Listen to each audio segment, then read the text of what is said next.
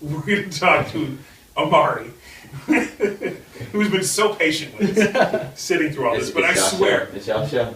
We're getting to you. You are the reason that we're here. We would not be here without you. And I'm so thankful that you were able to come in with us today. And you are such a busy man that to be able to find the time to come in was a challenge because I work, Steve works. Obviously, you're working your ass off. So thank you so much for making it in. We really appreciate it. Absolutely. Now, we're going to get into your career. And we're going to get into what you're doing right now. We're going to get into what you've been doing recently. But before we do that, we're going to hop way back to shoot. Okay.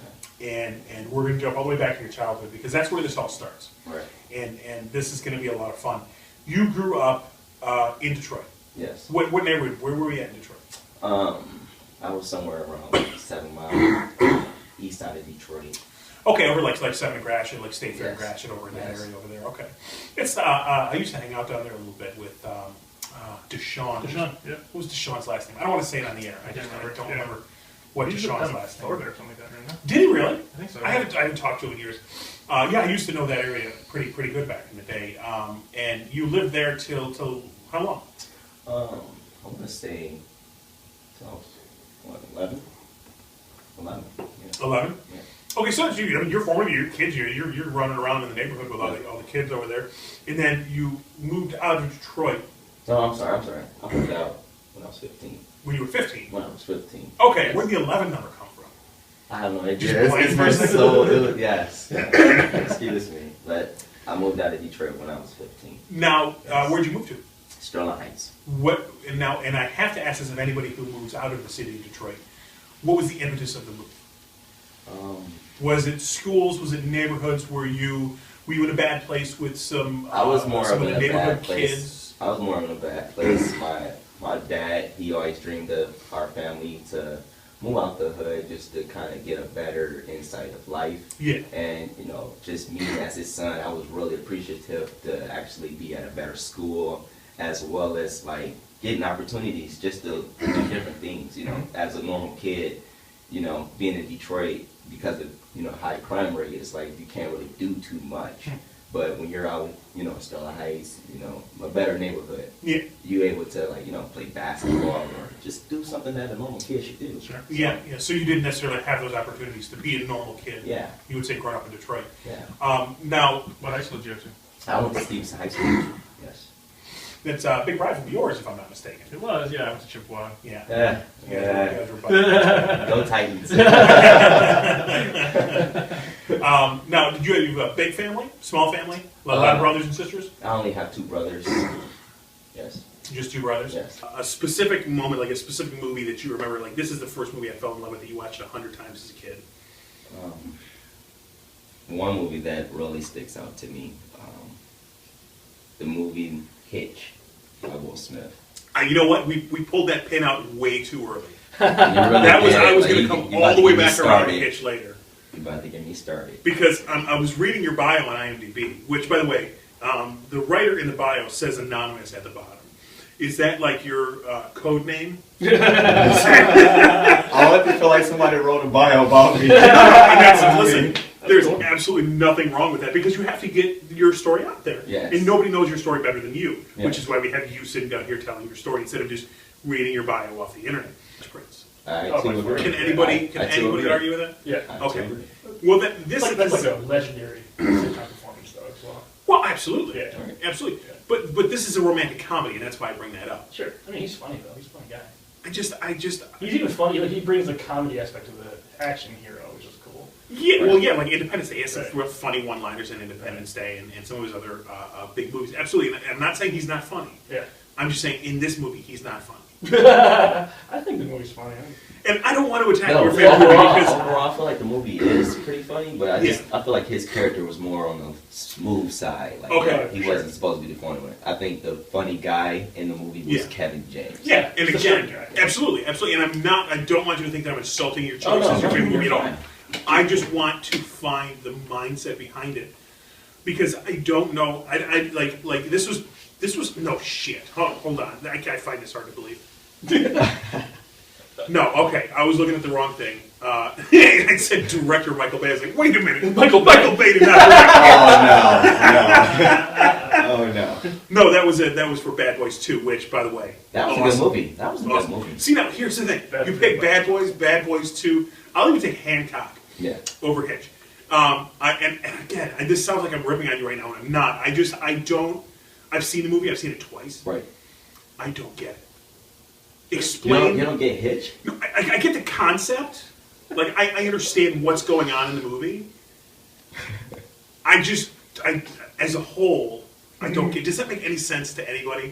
I'll be perfectly honest with you, this is one of those movies that when it's on TV, I cannot turn it off. Really? It really is. This is one of those movies. When it's on TV, I can't turn it off. Like, I sit Fast there and enough. watch it, and like, this isn't, like, I don't know why I'm watching this, but I'm watching it, and I'm enjoying it. You know what I found from the fact that when I saw the words "my favorite movie," Hitch, I literally stopped everything I was doing in my life at that moment. and I really need to find the audience for Hitch. Is the audience for Hitch guys that are guys and girls that are now in their mid-20s? Maybe. That were in their teen years when that movie came out? Possibly. Because I don't feel like anybody my age has even seen that movie. You know what's weird? Like, I guess, like, when I was younger and me just watching Hitch, just seeing how he would talk to different guys just to say, hey, this is how you get a girl. I wanted to be that guy that was going to get the girl through the things he was saying. Okay, so you didn't want to be Will Smith Yeah. teaching the guys. You wanted to be one of the students. Yes. And I would literally go to my school and try to do some of the things that Did it he work? was... No, it didn't. I was going to say, I'm going to rewatch this movie and pick up some tips. I don't know what's going It on. definitely did not work. And not being able to do stuff. Yeah. It's just like, we couldn't even play basketball outside. That's how dangerous it was out there. Wow. But just the simple fact that we had an opportunity to do things that we couldn't do back then, it was really moving for all of us. So, Now, it sounds like you were a huge basketball fan.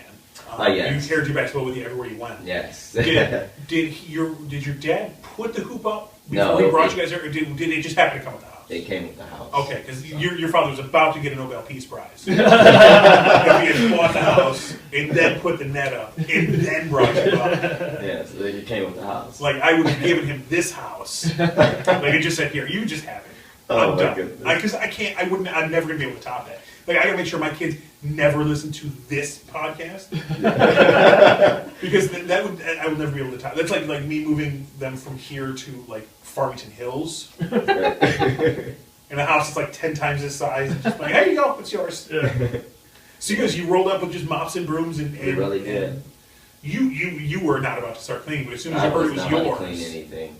you started cleaning, didn't you? I started cleaning when I found Yeah. out whose room was what. And I was like, oh, I'm going to start cleaning. Now, are you the oldest? And you have your younger brother, and Carlton's here. Is Carlton older or are Yes. you older? I'm the oldest. He's Good. the middle child, and then Lonte's the youngest. Kind of Okay. like a middle child, I think. Doesn't it? Yeah. Especially the way he's holding that phone. Right? Yes. Now, because I'm looking at your IMDb credits, and that movie doesn't come out until 2017, but you have like more than a dozen credits for 2016 in short films and commercials and how are you so busy? I network with people. That's the biggest thing about me. I like to just get in there, like Yeah. pretty much know what you know, and maybe you might help me out if I help you. So, Absolutely. So I mean, it worked out for me for the best. It's been a couple actors that message me and say, "Hey, how are you doing this? How are you getting roles?" It's just you just gotta talk to people. Absolutely, and I get that because I'm looking at this going like, if that was your first thing and it's coming out And next you know, it's year, crazy because it's like most of those that you see on IMDb, Yeah. I didn't even audition. They just gave me the role. Really? Yes. Wow. That's because I'm networking, talking to people. Just because you're that badass, dude. I'm telling you. You don't gotta tell me twice. I'm not going to, so it's okay. It works out rather well. Thank you. Oh man, that's awesome. Like I'm just super excited. I can't wait. This guy's gonna be huge one day. I think the most I amazing really thing think about all those things you see on YouTube being within a year or two is that his hair and his facial hair are different in every movie. Right? He's a chameleon. It looks like those things were filmed over a decade. He's a chameleon. Absolutely. And Dean Cain looks like he did not even eat for that decade. That's true. He's actually thinned out a little bit nowadays. Yeah. I watched him in a terrible sci-fi movie a few years ago, and the guy was like 300 pounds. Really? And not like Superman 300 pounds. Not like 300 pounds of Krypton. Right. He was like 300 pounds of Little Debbie. Is what he was. Now, do you have like a representation? Do you have an agent? Like all those things that you hear about with actors? I do have 2 agencies that I'm represented by. The first one was Production Plus. They signed me on New Year's, actually. And then I got signed by the I Group, I want to say mid-March. Yeah. So I guess that was a good birthday present for me. Absolutely. Yeah. Absolutely. Now, it's their job to get you gigs, I'm assuming. Yes, but most of this I found on my own. So. Oh, so now between you working on your own, working this much, and now you got a couple of agencies working for you. I'm telling you, this guy's going places. Sure. And Yes, I can't will. wait. I Yes, can't I wait will. for you to get big and famous. And I'm like, hey, Amari, remember me? Remember me? Of course, I'm gonna remember y'all. Y'all the first people that invited me to. Maybe they your can ride your podcast. team too? Yeah, member berries. Oh goodness. Rolls. Yeah. What was the eventual thing that helped crack the nut that is your dad? You know, your mom's supportive right away. Your dad real hesitant, but it sounds like very, you know, oof, I don't know. I think, like, far as my dad. Like, did you bring Dean Cain home to meet your dad? I wish, but I actually. I'm sorry. Did you bring TV Superman Dean Cain home? To meet I have to. That would preface have been that. really awesome to bring him home. Just not like that, but just Yeah. to, Oh, I wanna just to, break just that. to Hey, show hey, down like, hey, Dad, Hey, Dean Cain. Hello. hey, like that too. Yeah, I'm pretty sure you did like that. I'm pretty sure you like that. Like that. So what was it that kind of brought your dad around? Because it sounds like now he's behind you 100%. It was, like I said, it was really hard to impress him with the acting stuff. He looked at it more like it was just a hobby, Yeah. especially after seeing me participating in church plays. And Saying how you hated it. yeah, that's how I hated it. Yes. But I don't know. I guess like it was another film that I participated in. It was called Dead Presidents Patient Room, directed by Melvin Bullock. He's a great director as well. Yeah, he saw me behind the scenes where I was getting the makeup done, just pretty much being on set. Then he saw some of the footage. It was more of a, when he saw the footage, that's when he decided to say, hey, you know, my son is an actor. He would go around telling family and friends, and it was just like, wow, my dad Now, is really supportive. you have to. I watched so many of your videos today. You're gonna have to remind me. Mhm. Patience Room, That's the one where you get the long monologue. or is that? No, that was actually a monologue from Malice. Malice. Malice. That Okay. one was filmed at the Actors Loft. Okay. So Which, by the way, I mean, It's fantastic. I have it right here. I don't think we can plug it in. No, Can we? we're not gonna do that. But you guys go on YouTube and look up Malice with Mhm. Amari Reynolds, because this monologue that you give yes. is powerful. And I was listening to the guy, and when you first started, and I'm listening to your character, I'm like, this guy's kind of an asshole, Yeah. you know. But by the end of it, I was like, I really like this guy. You know, to be honest, when we was filming that, this was actually one of the first pieces I filmed before actually getting on set with a parent's worst nightmare. Really? So I was really scared, you know, just because you got like 15, 20 people in the room, they're watching you. You got all the lights on you, the camera, and it's just like the director, which was my teacher. Shout out to Hugh Goff. He was pretty much just looking at me like this. Oh gosh. So I was so scared, and then he made me start over again because everybody gets a second round. So it's like, all right, let me get this right, and that was my second round, and that's how I came. I'd hate to see what it looks like in 3 or 4 takes, because if that was just your second take, then wow, Yeah. Mhm. that was really, really good.